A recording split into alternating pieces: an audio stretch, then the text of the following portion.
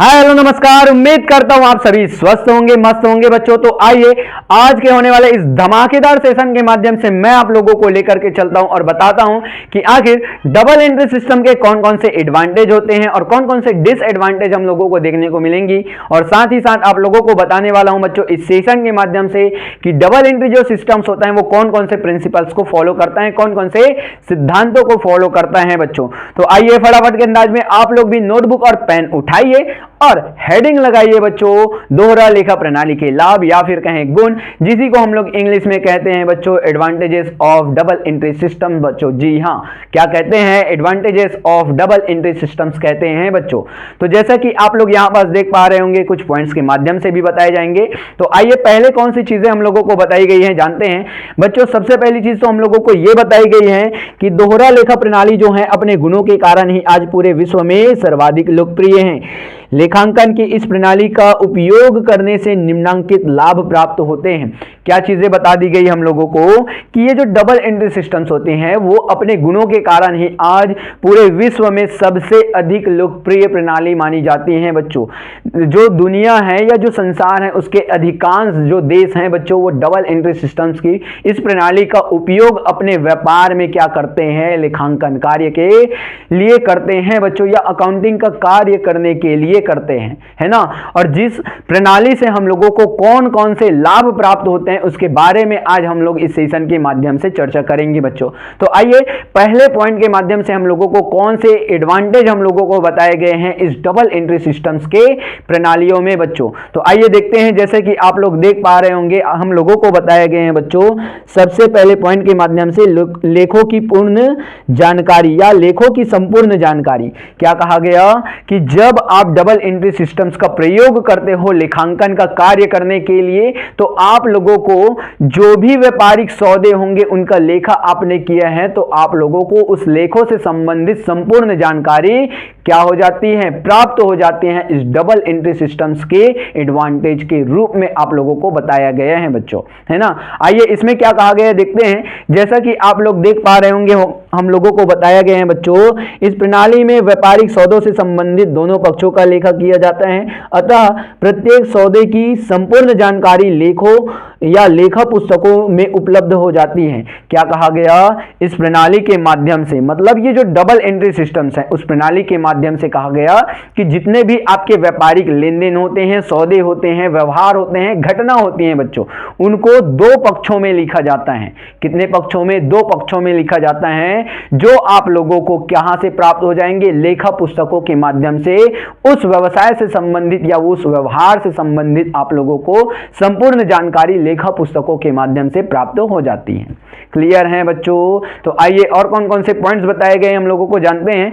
जैसा कि आप लोग देख पा रहे होंगे हम लोगों को सेकंड पॉइंट में बताया गया है बच्चों, कौन सी चीज सर? खातों का वर्गीकरण। क्या बताया गया है? खातों का वर्गीकरण। बताया जाता है बच्चों कि इस प्रणाली में खातों को व्यक्तिगत, वस्तुगत, संपत्ति तथा लाभ हानि के आधार पर वर्गीकृत किया जाता है, जिससे प्रत्येक खाते की जानकारी जो होती है वो सरलता से प्राप्त की जा सकती है। क्या कहा गया कि जितने भी आप लोग क्या करते हो, खाते बनाते हो, चाहे वो व्यक्तिगत हो, वस्तुगत हो, संपत्ति, लाभ हानि इत्यादि का खाता ही क्यों ना हो, उसको क्या किया जाता है? वर्गीकृत किया जाता है, अलग अलग किया जाता है, जिससे संबंधित खाते जो होते हैं उनकी जानकारी आप सरलता से प्राप्त कर सकते हो। यह भी एक प्रकार से डबल एंट्री सिस्टम्स की एडवांटेज है बच्चों। क्लियर है? क्या कहा जाता है? खातों का वर्गीकरण या लेखों का वर्गीकरण कहा जाता है बच्चों। क्लियर? उम्मीद कर रहा हूं ये चीजें आप लोगों को समझ में आ गई होंगी। तो आइए और कौन कौन से पॉइंट्स हम लोगों को बताए गए हैं जानते हैं बच्चों। जैसा कि आप लोग देख पा रहे होंगे हम लोगों को और बताया गया है खातों की शुद्धता की जांच संभव। क्या कहा गया? खातों की शुद्धता की जांच जो होती है वो संभव होती है डबल एंट्री सिस्टम्स की इस प्रणाली में बच्चों, है ना। कहा गया इस प्रणाली में प्रत्येक सौदों की रकम जो होती है वो दो पक्षों में लिखा जाता है। यदि सब खातों का योग लगाया जाए तो नाम व जमा का योग बराबर होता है। क्या कहा गया?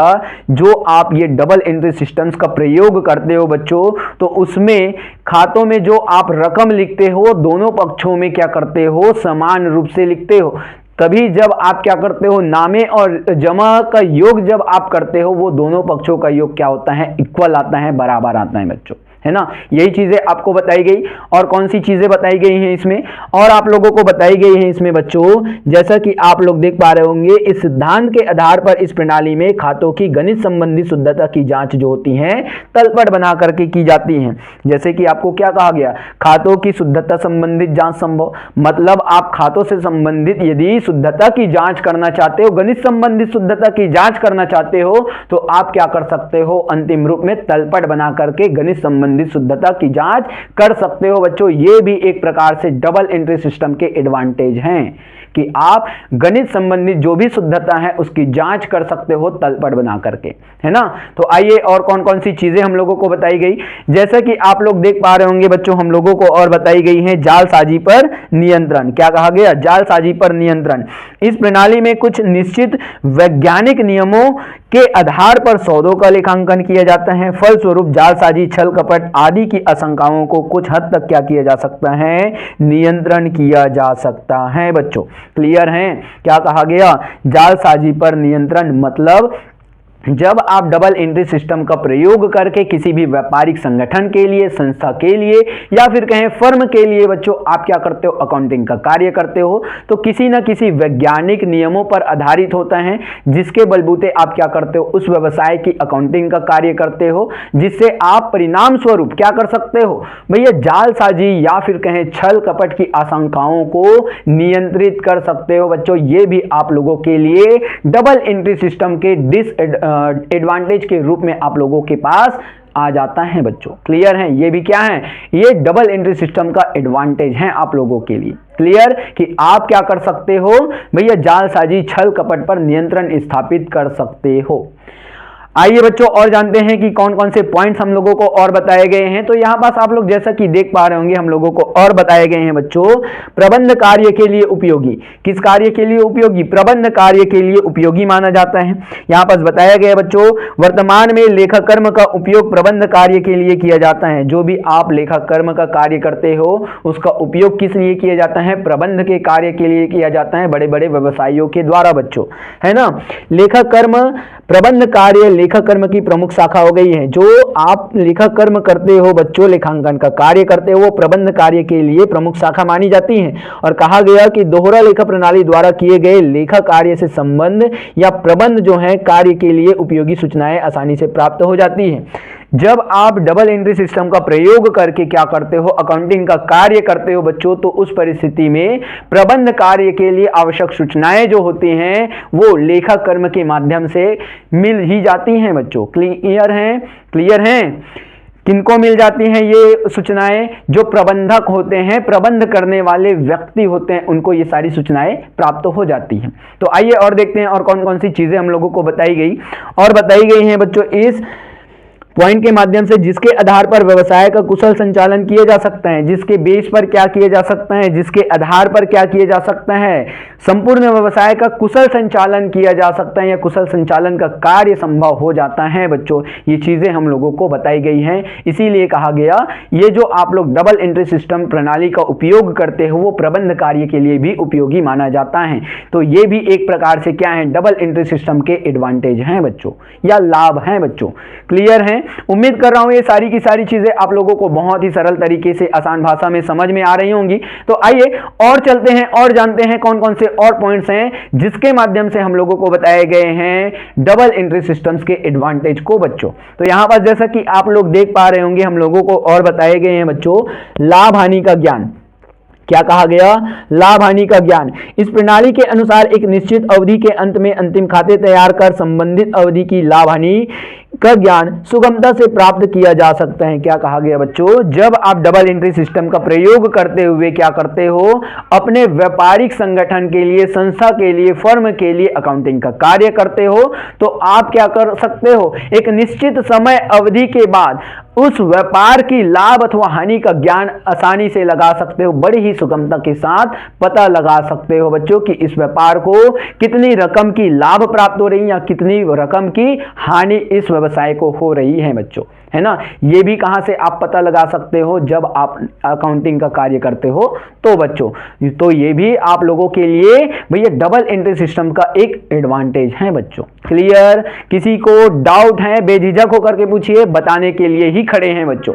क्लियर है? तो आइए और कौन कौन से पॉइंट्स बताए गए, जैसा कि आप लोग देख पा रहे होंगे हम लोगों को और बताया गया है बच्चों आर्थिक स्थिति का ज्ञान। क्या कहा गया? आर्थिक स्थिति का ज्ञान।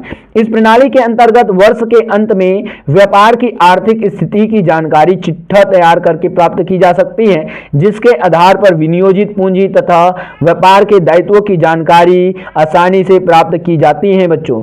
साथ ही साथ हम लोगों को बताया गया आर्थिक स्थिति का ज्ञान, मतलब जब आप क्या करते हो, व्यापार की आर्थिक स्थिति की जानकारी प्राप्त करना चाहते हो तो क्या किया जाता है, किसी निश्चित समय अवधि के अंत में व्यापार की आर्थिक चिट्ठी तैयार किए जाते हैं, चिट्ठा तैयार किए जाते हैं, स्थिति विवरण तैयार किए जाते हैं, जिससे आप लोगों को क्या पता चल जाता है, व्यापार की विनियोजित पूंजी के बारे में पता चल जाता है, व्यापार की जो दायित्व है उनके बारे में पता चल जाता है बच्चों की व्यापार की कितनी संपत्ति हमारे पास अवेलेबल है, व्यापार के कितने दायित्व हमारे पास हैं, जो हम लोगों को भैया आने वाले भावी समय में क्या करने हैं, उस दायित्वों का भुगतान करने हैं, ये आप लोगों को पता चल जाता है बच्चों। तो ये भी एक प्रकार से क्या हुआ, आपके डबल एंट्री सिस्टम का बच्चों एडवांटेज ही हुआ कि आपको आर्थिक स्थिति का ज्ञान भी डबल एंट्री सिस्टम के माध्यम से पता चल जाता है ना। तो आइए देखते हैं और कौन से पॉइंट्स हम लोगों को बताए गए। तो जैसे कि आप लोग देख पा रहे होंगे हम लोगों को और बताए गए हैं बच्चों तुलनात्मक अध्ययन संभव। इस प्रणाली के अनुसार अंतिम खातों व तैयार किए गए चिट्ठे के आधार पर हम अन्य दूसरे व्यवसाय से इसकी तुलना कर सकते हैं। यह तुलनात्मक अध्ययन भावी योजनाओं को तैयार करने में सहायक सिद्ध होता है। क्या कहा गया कि जब आप डबल एंट्री सिस्टम का प्रयोग करते हो तो ये भावी योजनाएं तैयार करने के लिए भी हम लोगों के लिए क्या होता है, सहायक सिद्ध होता है बच्चों। जैसा कि आप लोगों को यहाँ पास बताया गया ना, इस प्रणाली के अनुसार अंतिम खातों व तैयार किए गए चिट्ठे के आधार पर हम अन्य दूसरे व्यवसाय से इसकी तुलना कर सकते हैं। यह तुलनात्मक अध्ययन भावी योजनाओं को तैयार करने में सहायक सिद्ध होता है। क्या कहा गया, तुलनात्मक अध्ययन संभव में हम लोगों को बताया गया कि आप जो है वो अपने व्यवसाय की तुलना कर सकते हो किसी दूसरे व्यवसाय से। क्या कर सकते हो, अपने व्यवसाय की तुलना कर सकते हो किसी दूसरे व्यवसाय से। ये भी आप जब अध्ययन करते हो तो आपको भावी योजनाएं तैयार करने में सहायता प्रदान करता है। तो ये भी एक प्रकार से क्या हुआ, आपके डबल एंट्री सिस्टम का एडवांटेज हुआ बच्चों आप लोगों के लिए, है ना। तो आइए और कौन कौन से पॉइंट्स जो हैं उनके माध्यम से हम लोगों को डबल एंट्री सिस्टम के एडवांटेज बताए गए हैं जानते हैं बच्चों। जैसे कि आप लोग देख पा रहे होंगे हम लोगों को बताए गए हैं कौन से पॉइंट सर, समायोजन की सुविधा। क्या कहा गया, इस प्रणाली में अंतिम खातों को तैयार करते समय छूटे व्यवहारों को लिखने, अपूर्ण व्यवहारों को पूर्ण करने तथा त्रुटियों को सुधार करने एवं अन्य प्रावधानों का आयोजन करने संबंधित सुविधा होने के कारण प्राप्त जो परिणाम होते हैं अधिक विश्वसनीय होते हैं, हम लोगों को बताया गया बच्चों। क्या कहा गया कि जब आप क्या करते हो, कोई भी व्यापारिक लेन देनों को लिखते हो, मान के चलिए वो छूट गए हैं तो आप उसको लिख सकते हो, अपूर्ण जो व्यवहार है उसको पूर्ण कर सकते हो, त्रुटि हो गई है उसमें सुधार आप कर सकते हो, जिससे आपके परिणाम जो होंगे बच्चों, वो जो प्राप्त परिणाम आपको होंगे वो क्या होंगे, अधिक विश्वसनीय होंगे बोला जा रहा है ना। तो समायोजन की आप लोगों को सुविधा मिल जाती है। जो आप लोगों ने क्या नहीं किए हैं, जिस व्यवहार को नहीं लिखे हो लिख सकते हो, त्रुटि हो गई है उसको सुधार सकते हो, अपूर्ण व्यवहार है उसको पूर्ण कर सकते हो, सारी सुविधा आप लोगों को दी गई है। तो ये भी एक प्रकार से क्या है, डबल एंट्री सिस्टम के एडवांटेज हैं बच्चों, है ना। और अंतिम में हम लोगों को बताया जाता है बच्चों कि ये जो डबल एंट्री सिस्टम है ना वो लोचदार है। क्या है, डबल एंट्री सिस्टम जो है वो लोचदार है। तो आइए देखते हैं यहाँ पास हम लोगों को क्या चीजें बताई गई हैं बच्चों। जैसा कि मैंने कहा डबल एंट्री सिस्टम जो है वो लोचदार है, तो यहाँ पास भी बताया गया है कि यह प्रणाली पर्याप्त लोचपूर्ण है। व्यापार एवं व्यवसाय की उन्नति के समय कुछ अतिरिक्त पुस्तकें रखी जाती हैं और व्यापार के संकुचन के समय कुछ अनावश्यक पुस्तकों को हटाया भी जा सकता है। क्या कहा गया जब आप व्यापार की उन्नति कर रहे हो तो उस समय व्यापारियों के द्वारा कुछ अतिरिक्त पुस्तकें भी रखी जाती हैं, परंतु आप क्या कर सकते हो, जो आप डबल एंट्री सिस्टम का उपयोग करते हो तो इसको तो लोचपूर्ण माना जाता है। तो जब आप व्यापार का संकुचन करते हो तो उस परिस्थिति में आप जो अनावश्यक पुस्तकें होती हैं बच्चों, उनको व्यापार से हटा भी सकते हो, कोई दिक्कत नहीं है। तो उम्मीद कर रहा हूं बच्चों आप लोगों को कि भैया ये जो डबल एंट्री सिस्टम है उनके कौन कौन से एडवांटेज आप लोगों को जानने को मिले होंगे, वो बहुत ही सरल तरीके से सरल भाषा में समझ में आ गई होंगी बच्चों। तो आइए अब चलते हैं इसके डिसएडवांटेज की तरफ बच्चों। तो आप लोग भी फिर से हेडिंग लगा लो भैया, किसके डिसएडवांटेज, तो दोहरा लेखा प्रणाली के डिसएडवांटेज, जिसी को हम लोग कहते हैं दोहरा लेखा प्रणाली के दोष या फिर कहें बच्चों अवगुण। क्लियर हैं? तो यहां पास आप लोग भी हेडिंग लगा लो। आइए देखते हैं कि दोहरा लेखा प्रणाली के कौन कौन से दोष हम लोगों को बताए जाते हैं। गुण तो देख लिए, अब दोष भी देख लेते हैं, क्योंकि एक सिक्के होते हैं उसके दो पहलू होते हैं। ठीक उसी प्रकार से बच्चों यदि किसी व्यक्ति में कुछ गुण होंगे तो कुछ ना कुछ अवगुण भी आपको प्राप्त होंगे। तो आइए, जैसे कि हमने दोहरा लेखा प्रणाली के गुण देखे, लाभ देखे, तो उसके डिसएडवांटेज भी देख लेते हैं बच्चों। जैसा कि यहां पास आप लोगों को बताया गया है, क्या चीजें बता दी गई सर, पहले पॉइंट के माध्यम से हम लोगों को बताई गई है बच्चों, छोटे एवं अशिक्षित व्यापारी के लिए अनुपयुक्त। मतलब जो भी छोटे आकार के व्यापारी हैं या अशिक्षित व्यापारी हैं, उनके लिए जो ये डबल एंट्री सिस्टम जो होता है ना बच्चों, वो कहीं ना कहीं अनुपयुक्त होता है, उसका उपयोग वो लोग नहीं कर पाते हैं। अब वो लोग इसका उपयोग क्यों नहीं कर पाते हैं या ये अनुपयुक्त उन लोगों के लिए क्यों होता है, आइए जानते हैं। देखिए यहां पास हम लोगों को बताया गया है कि इस प्रणाली के अनुसार लेखा करने के लिए क्या होता है, विशेष शिक्षा एवं प्रशिक्षण की आवश्यकता होती है। अतः जो अशिक्षित व्यापारी होते हैं इसका उपयोग स्वतः नहीं कर पाता है। क्या नहीं कर पाता है? इस प्रणाली के अनुसार हम लोगों को बताया जा रहा है कि जो डबल एंट्री सिस्टम्स होते हैं उनको कार्य करने के लिए आप लोगों के अंदर एक विशेष शिक्षा या प्रशिक्षण की आवश्यकता होती है, जो कि छोटे व्यापारी या फिर कहें बच्चों अशिक्षित व्यापारी में नहीं पाया जाता। इसीलिए स्वतः वह लोग जो होते हैं वो इस प्रणाली का उपयोग करने से स्वतः ही छूट जाते हैं, है ना। और कौन सी चीजें बता दी गई है हम लोगों को, और बताई गई हैं बच्चों हम लोगों को, जैसा कि आप लोग देख पा रहे होंगे, यदि उसके व्यापार का क्षेत्र व आकार छोटा हो तो वह लेखापाल भी नियुक्त करने में असमर्थ होता है। अतः यह प्रणाली ऐसे व्यापारियों के लिए उपयुक्त नहीं होती। क्या कहा गया? यदि उस व्यापारी का व्यापार जो है, आकार जो है वो छोटा है या उसका क्षेत्र जो है वो छोटा है, तो वो जो होता है वो क्या होता है, लेखापाल नियुक्त करने में भी असमर्थ हो जाता है ना। इसीलिए कहा गया कि जो दोहरा लेखा प्रणाली है वो किनके लिए अनुपयुक्त है, ये छोटे व्यापारियों के लिए या फिर कहें बच्चों अशिक्षित व्यापारियों के लिए अनुपयुक्त मानी जाती हैं। ये उन लोगों के लिए उपयुक्त नहीं होगी। क्लियर है बच्चों? तो आइए और कौन कौन से डिसएडवांटेज हम लोगों को देखने को मिलती हैं इस डबल एंट्री सिस्टम के माध्यम से बच्चों। जैसा कि आप लोग देख पा रहे होंगे हम लोगों को बताई गई है बच्चों, कौन सी चीज सर, अधिक खर्चीली। ये जो आप लोगों की डबल एंट्री सिस्टम जो होती हैं बच्चों, कौन सी सिस्टम सर, ये जो डबल एंट्री सिस्टम जो होती हैं बच्चों, वो डबल एंट्री सिस्टम में क्या होती हैं, अधिक खर्चीली मानी जाती है ना। जो डबल एंट्री सिस्टम है वो क्या मानी जाती है, अधिक खर्चीली मानी जाती है। इसीलिए भी एक प्रकार से ये डिसएडवांटेज के रूप में कार्यरत हैं बच्चों। तो आइए यहां पास हम लोगों को कौन सी चीज बताई गई है देखते हैं बच्चों। यहां पास बताई गई है, सीमित पूंजी वाले व्यापारी के लिए यह प्रणाली अधिक खर्चीली सिद्ध होती है। किसके लिए? जो सीमित पूंजी वाले व्यापारी है ना बच्चों, कौन से व्यापारी, सीमित पूंजी वाले, मतलब छोटे व्यापारी जो होते हैं उनके लिए ये जो प्रणाली है वो अधिक खर्चीली साबित हो सकती है। अब वो कैसे?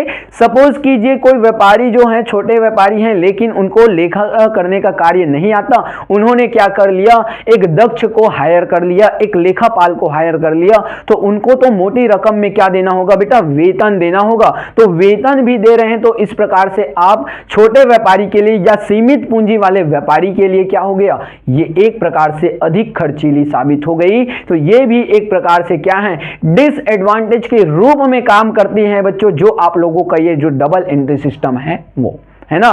तो आइए और कौन कौन से पॉइंट्स हम लोगों को बताए गए हैं देखते हैं बच्चों। जैसा कि आप लोग यहां पास देख पा रहे होंगे हम लोगों को और पॉइंट्स के माध्यम से बताया गया कि नियमों की क्रियाशीलता में कठिनाई। क्या कहा गया? कि इनमें कुछ नियम होते हैं, कायदे होते हैं, जिन्हीं के आधार पर आप क्या करते हो, डबल एंट्री सिस्टम का कार्य करते हो। और इसमें क्या होता है, नियमों की क्रियाशीलता में कठिनाई हम लोगों को देखने को मिलती है बच्चों। तो आइए यहां हम लोगों को कौन कौन सी कठिनाइयों के बारे में बताया जाता है देखते हैं और जानने का प्रयास करते हैं कहां कहां कठिनाई हम लोगों को देखने को मिलती है बच्चों। तो जैसा कि आप लोग यहां पास देख पा रहे होंगे बच्चों, हम लोगों को बताया गया है इस प्रणाली के अनुसार खातों को डेबिट नामे व क्रेडिट जमा करने संबंधित नियमों को क्रियाशील करने में कठिनाई होती है। क्या कहा गया, इस प्रणाली में जब आप किसी भी व्यापारिक लेन देन को डेबिट या फिर कहें नामे या फिर कहें बच्चों जमा, जिसी को हम लोग कहते हैं, है ना, तो उस समय हम लोगों को क्या होती है, इस प्रणाली में क्रियाशील में कठिनाई देखने को मिलती है ना। इस प्रणाली के क्रियाशीलता में कठिनाई हम लोगों को मिलती है बच्चों। जैसा कि आप लोगों को बताया गया कि जब आप किसी भी व्यापारिक लेन देन को नामे कर रहे हो या फिर आप जमा कर रहे हो या फिर जिसी को हम लोग कहते हैं डेबिट और क्रेडिट कर रहे हो, तो उस समय क्रियाशीलता में कठिनाई हम लोगों को देखने को मिलती है बच्चों, है ना। और चीजें हम लोगों को बताई गई इसके माध्यम से बच्चों, जैसा कि आप लोग देख पा रहे होंगे, क्योंकि बहुत से सौदे ऐसे होते हैं जिनके एक पक्ष में एक नियम तो दूसरे पक्ष में दूसरा नियम लागू करना पड़ता है। क्या कहा गया कि इसमें क्या होता है, कुछ ऐसे सौदे होते हैं जिसमें आप एक पक्ष के लिए अलग नियम तो दूसरे पक्ष के लिए अलग नियम आप लोगों को फॉलो अप करने होते हैं। इसीलिए कहा जाता है कि भैया ये जो प्रणाली है या ये जो प्रणाली है उसकी क्रियाशीलताओं में कठिनाई हम लोगों को देखने को मिलती है बच्चों। उम्मीद कर रहा हूं ये भी चीजें आप लोगों को समझ में आ गई होंगी। तो आइए और कौन कौन सी चीजें हम लोगों को बताई जाती हैं या जो डबल एंट्री सिस्टम्स होते हैं उसके डिसएडवांटेज के रूप में हम लोगों को बताई जाती हैं, उसके माध्यम से जानते हैं बच्चों। तो यहां पास जैसे कि आप लोग देख पा रहे होंगे बच्चों, आप लोगों को बताई गई है कौन सी चीजें सर, तो दीर्घ क्रम। दीर्घ क्रम का तात्पर्य क्या है बच्चों, तो यहां पास बताया गया कि इस प्रणाली के अनुसार व्यापारिक परिणामों को प्राप्त करने के लिए एक लंबी प्रक्रिया का अनुसरण करना पड़ता है। क्या कहा गया कि जो आप लोगों का ये जो डबल एंट्री सिस्टम्स है उसमें परिणामों को प्राप्त करने के लिए एक लंबी समय अवधि का अनुसरण आप लोगों को करना पड़ता है बच्चों। इसीलिए कहा गया कि ये दीर्घ क्रम वाली जो प्रणाली है या दीर्घ क्रम है वो डबल एंट्री सिस्टम का एक प्रकार से डिसएडवांटेज है या दोष है बच्चों, कि एक लंबी समय अवधि के बाद ही हम लोगों को व्यापार की आर्थिक स्थिति का जानकारी प्राप्त हो सकता है ना, जैसे कि यहां पास आप लोगों को बताया गया है। और साथ ही साथ हम लोगों को यह भी चीजें बताई गई, अतः संपूर्ण प्रक्रिया के पूर्ण होते हुए व्यापारिक परिणाम ज्ञात करने में बहुत अधिक समय लग जाता है। क्या कहा गया, अतः व्यापारिक परिणामों को प्राप्त करने के लिए हम लोगों को बहुत अधिक समय लग जाता है। जैसे कि आप क्या करते हो, व्यापारिक परिणामों की जानकारी प्राप्त करने के लिए आर्थिक चिट्ठा तैयार करते हो। तो आर्थिक चिट्ठा जब आप तैयार करते हो बच्चों तो एक निश्चित समय अवधि का करते हो। जैसे कि आपने अगर कैलेंडर वर्ष चुना है तो कैलेंडर वर्ष कब से स्टार्ट होता है, 1 जनवरी से, और खत्म कब होता है कैलेंडर वर्ष, तो 31 दिसंबर को। तो आप 1 जनवरी से लेकर के 31 दिसंबर तक कभी भी तो उसकी आर्थिक स्थिति की जानकारी प्राप्त नहीं कर रहे हो। आप क्या कर रहे हो, सीधे 31 दिसंबर को आप उस व्यवसाय की आर्थिक स्थिति का आकलन करना चाह रहे हो। तो देखिए एक लंबा प्रोसेस होता है, इसीलिए कहा जाता है कि दीर्घ क्रम, मतलब जो आप लोगों की ये जो डबल एंट्री सिस्टम्स हैं वो एक प्रकार से डिसएडवांटेज के रूप में काम करती हैं, क्योंकि इसमें समय जो है वो बहुत लंबा लगता है किसी भी वित्तीय स्थिति की जानकारी प्राप्त करने में बच्चों, है ना। तो आइए और कौन कौन से पॉइंट्स हम लोगों को बताए गए हैं देखते हैं बच्चों। जैसा कि आप लोग देख पा रहे होंगे, हम लोगों को और पॉइंट्स के माध्यम से बताया गया भ्रामक निष्कर्ष की आशंका। क्या बताई गई, भ्रामक निष्कर्ष की आशंका, मतलब भ्रम पैदा करने वाले जो निष्कर्ष होते हैं उसकी आशंका हम लोगों के समकक्ष आ खड़ी होती है, उसके बारे में बताया गया कि भ्रामक निष्कर्ष की आशंका बच्चों। तो आइए देखते हैं कौन कौन सी चीजें इसमें जानने को मिलेंगी बच्चों। जैसे कि आप लोग देख पा रहे होंगे, हम लोगों को बताया गया इस प्रणाली के अनुसार नियमों का पूर्णतः पालन किया जाना आवश्यक है।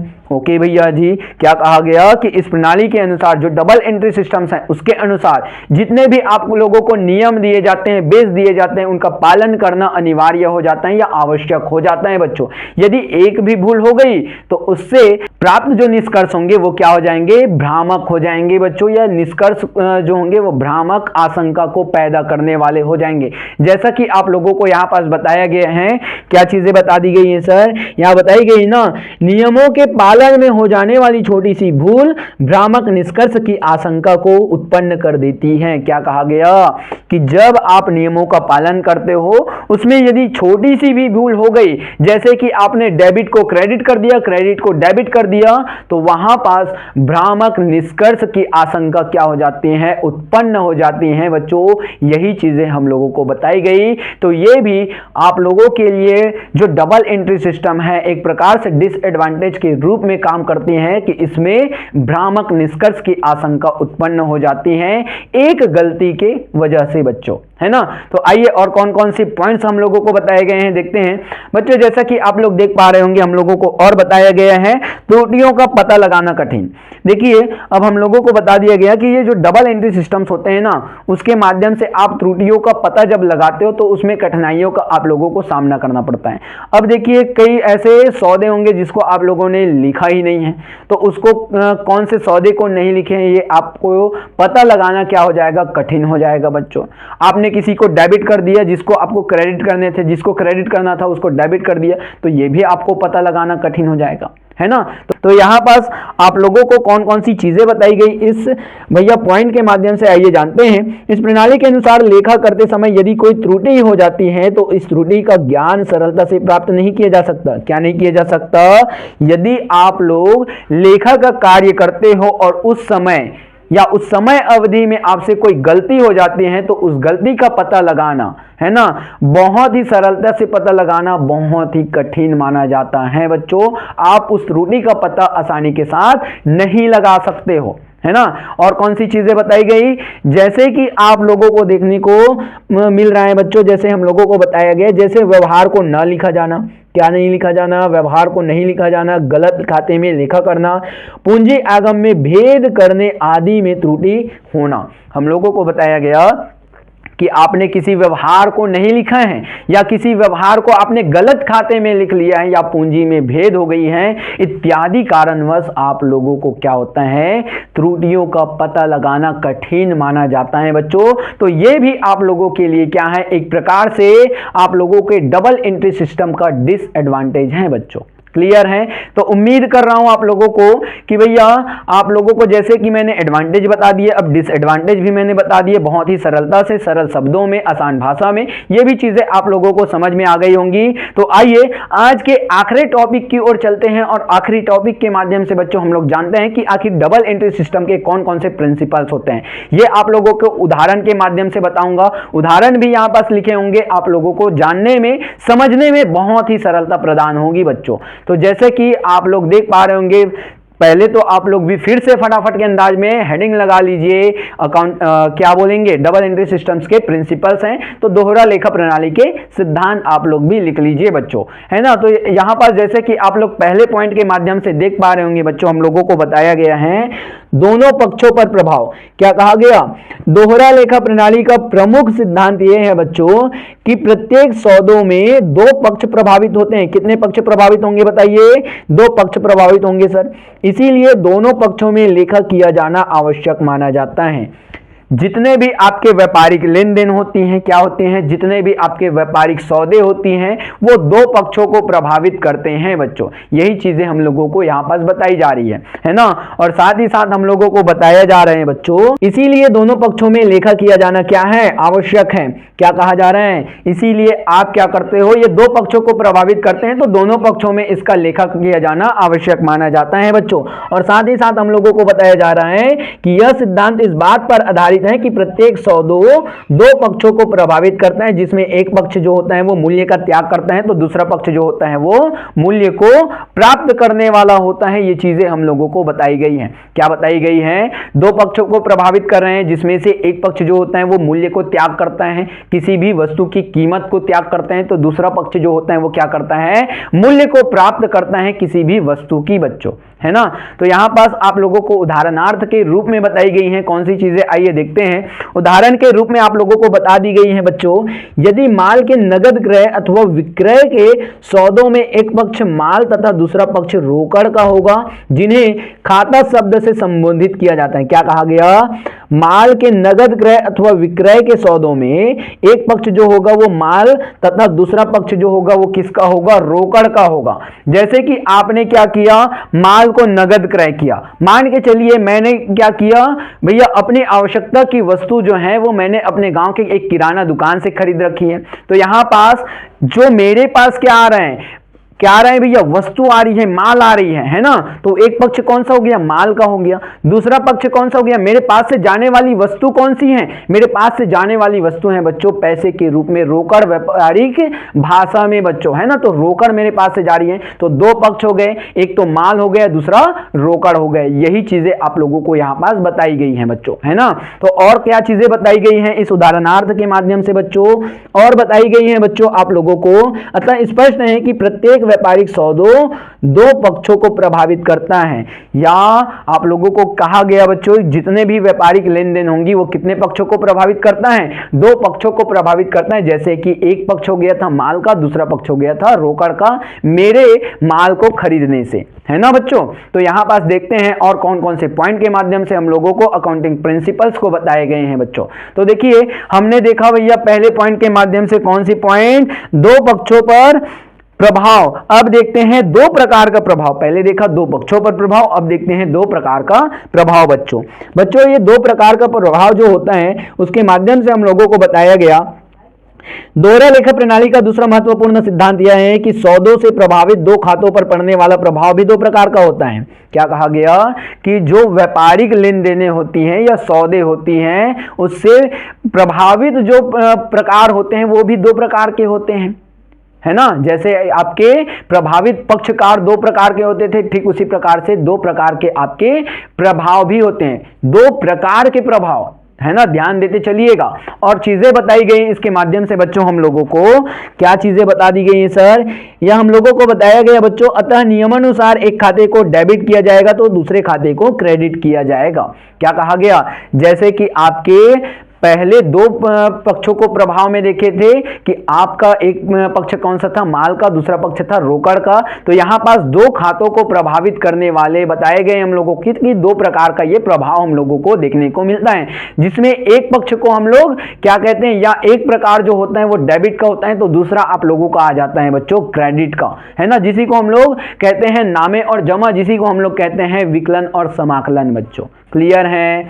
आइए तो इसका भी उदाहरणार्थ देख लेते हैं। ये एक उदाहरण के माध्यम से समझते हैं कि किस तरीके से ये दो प्रकार को प्रभाव करता है बच्चों, है ना।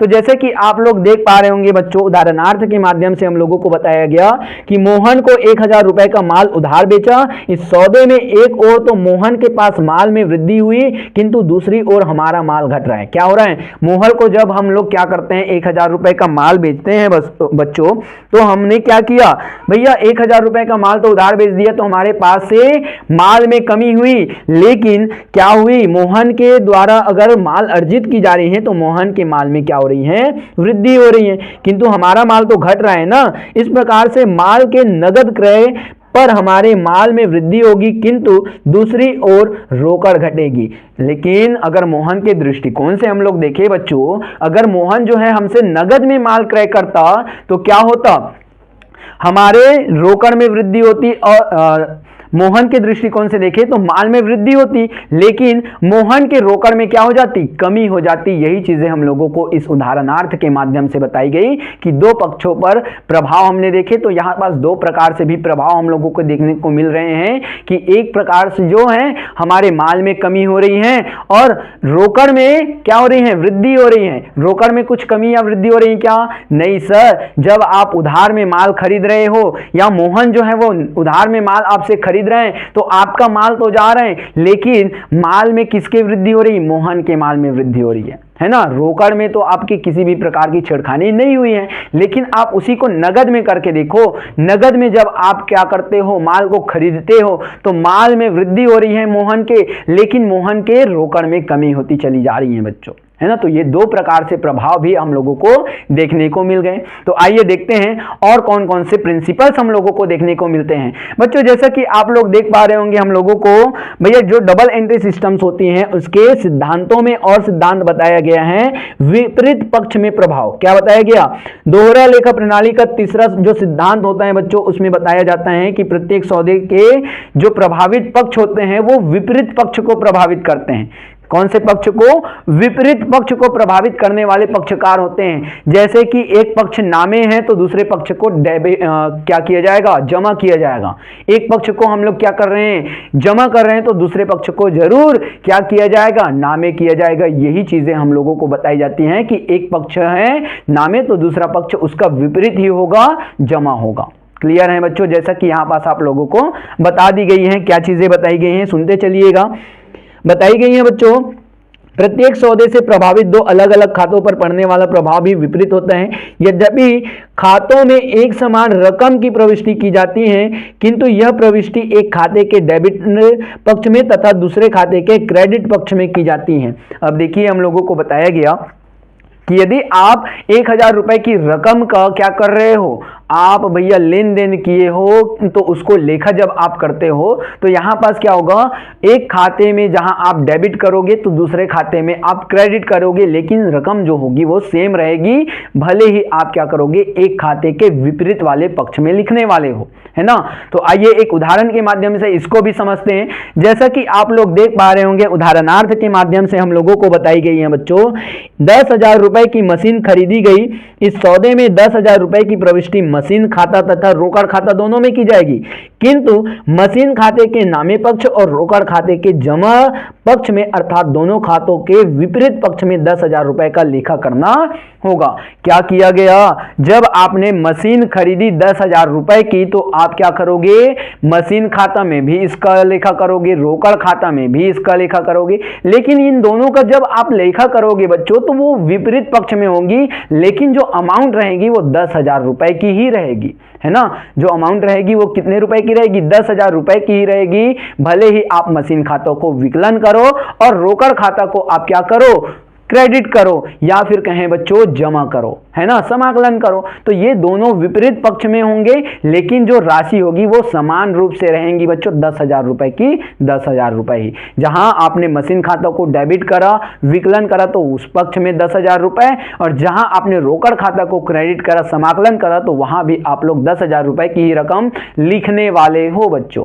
क्लियर है? तो उम्मीद यही कर रहा हूं ये भी चीजें आप लोगों को समझ में आ गई होंगी। तो आइए आज हम लोग चलते हैं आज के हमारे इस सेशन के माध्यम से बच्चों डबल एंट्री सिस्टम के प्रिंसिपल के लास्ट पॉइंट की तरफ बच्चों, जिसमें आप लोगों को बताया गया है, कौन सा पॉइंट सर? आप लोगों को बताया गया है दो खातों में एक साथ लेखा होना। बताया गया है बच्चों दोहरा लेखा प्रणाली का यह अंतिम महत्वपूर्ण सिद्धांत यह है कि सौदे से प्रभावित दोनों खातों में एक साथ लेखा किया जाता है, अर्थात सौदे से प्रभावित दोनों खातों में एक समय में एक साथ ही लेखा किया जाता है। क्या बताई गई है? जितने भी आपके व्यापारिक लेन देने होती हैं उनका जब आप लोग लेखा करते हो तो दोनों पक्षों का लेखा आप एक ही समय पर एक ही साथ करते हो। ये चीजें आप लोगों को इस पॉइंट के माध्यम से बताई गई हैं बच्चों। आइए इसके उदाहरणार्थ देखते हैं, कौन से उदाहरण हम लोगों को बताए गए हैं बच्चों। जैसे कि आप लोग देख पा रहे होंगे हम लोगों को उदाहरण के माध्यम से बताया गया है, प्रशांत ने निशान से 100 रुपए का माल उधार क्रय किया।